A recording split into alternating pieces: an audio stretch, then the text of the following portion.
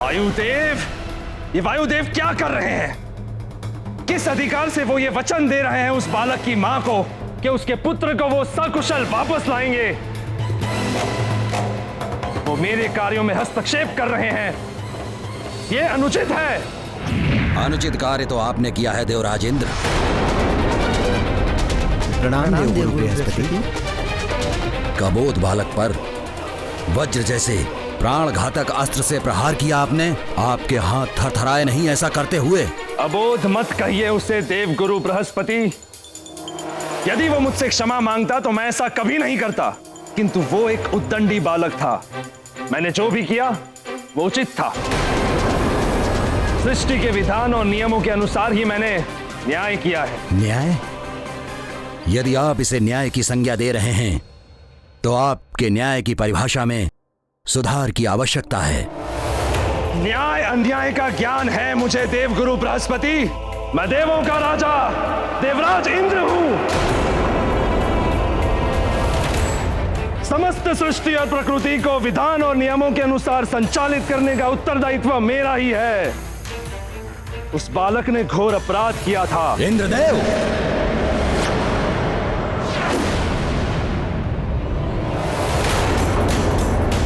अपराध के पीछे कोई आपराधिक भावना थी या नहीं? अपराध करने वाले की आयु क्या थी?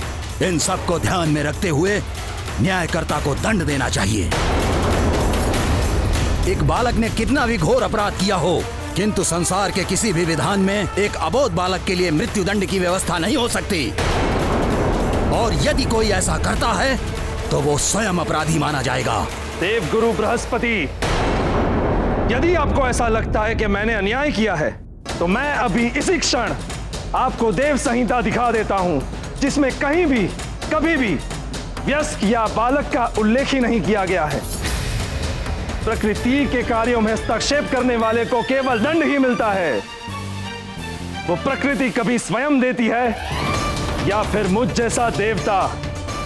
यही न्याय व्यवस्था देव संहिता की है।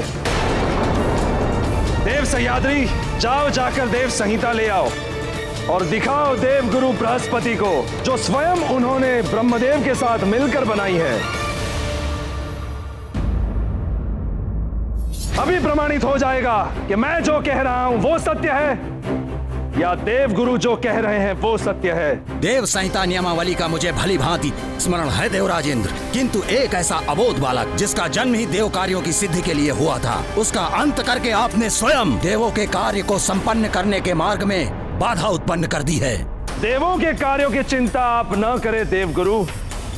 समय आने पर सारे कार्य संपन्न हो जाएंगे। बस बस बस। मैं जितना समझा सकता था आपको उतना मैंने समझा दिया, फिर भी आप स्वयं को उचित ठहरा रहे हैं देवराज इंद्र। मुझ देवगुरु बृहस्पति की बात यदि आपको असत्य प्रतीत हो रही है तो मेरे लिए देवगुरु पद का त्याग ही उचित है।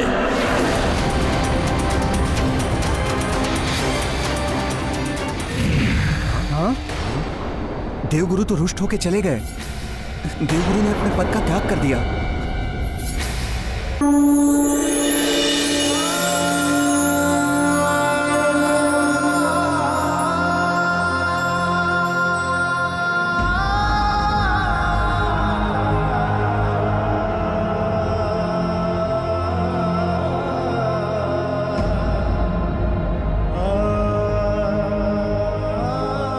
हे जगत पालक श्री हरि विष्णु देव, हे जगत कर्ता ब्रह्मा जी, हे देवों के देव महादेव,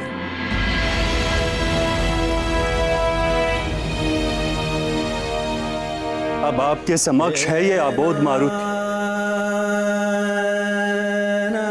आप त्रिदेवों से तो संसार में कुछ भी नहीं छिपा। एक अबोध बालक जो अपनी माता के नेत्रों में अश्रु देखकर उसका दुख दूर करने के लिए सूर्य लोक तक चला है।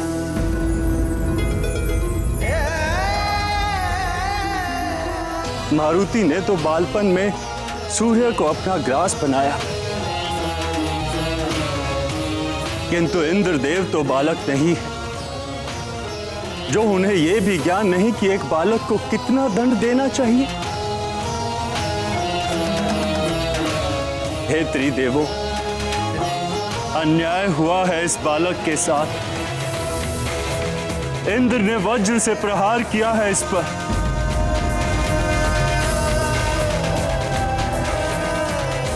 प्रश्न उस वचन का नहीं है जो मैंने देवी अंजना को दिया है,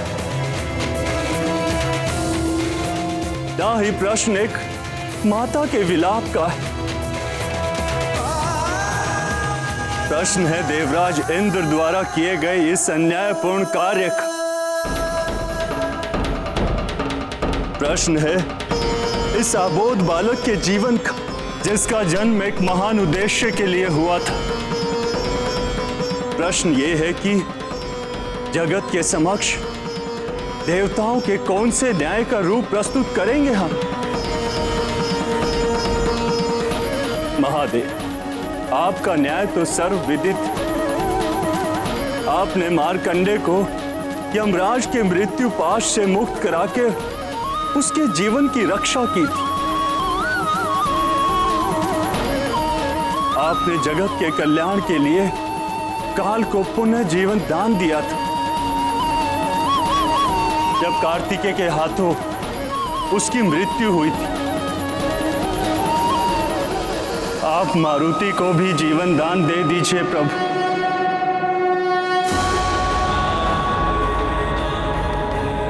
पुनः जीवित कर दीजिए उसे, जीवित कर दीजिए मेरे मारुति को।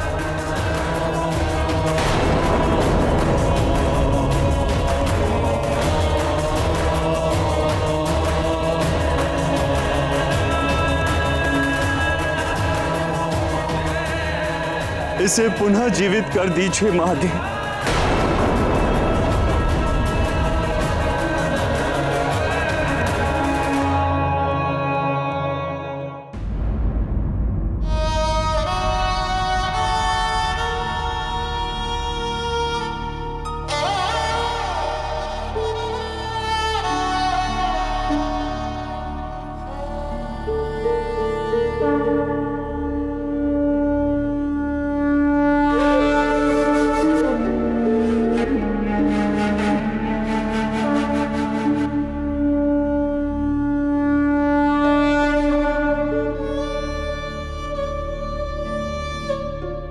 हे भोलेनाथ,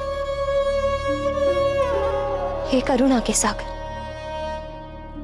हे कृपा सिंधु,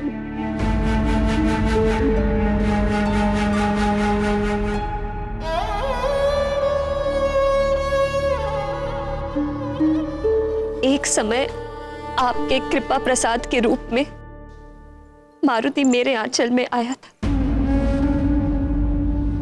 आज पुनः मेरा आंचल सूना हो गया है।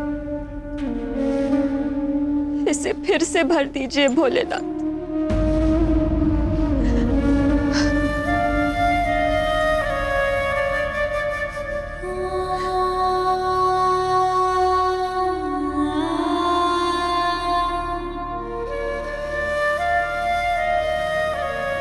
मैं शपथ लेती हूं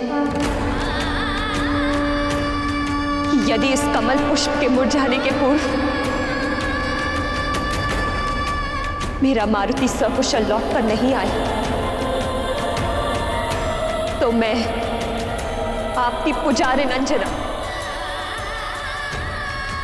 यहीं आपके चौखट पर अपने प्राण त्याग देगी, प्राण त्याग देगी, प्राण त्याग देगी।